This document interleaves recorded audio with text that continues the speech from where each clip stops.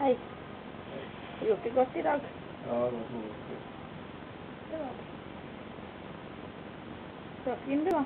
Ja, fin og mye. Ja. Og det er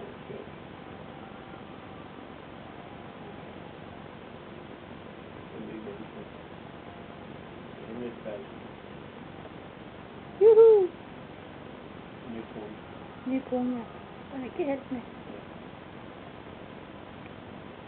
Nå tar alle de nye tingene dine. Så fint står det.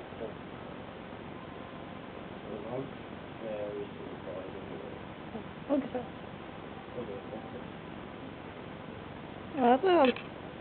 Jeg har klart å hamstre. Det var ikke så lett å se. Noen glass og noen sko og noen håndklær, og så den fine der som har fått hos Maja. Så henger alle de fine smykkene jeg har fått på.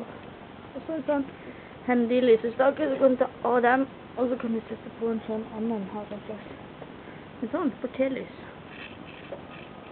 Juhu! Det var flott. Har du fått fiskere? Det var fiskere, ja. Sånn fiskere porselensbilde. Det var kjempefint, det skal vi ha der, kanskje. Det blir bra. Og litt sånn å lage smykkene. Det var det var en julegave. Og så da det var fint. Maja har fått gavekort på seng. Hæ? Maja har fått gavekort på seng. Ja, julenissen og selveste julenissen. Jeg har ikke tid. Jeg vet ikke når hengeren som er midt i ansiktet. Det var ikke plass på sleden til senga.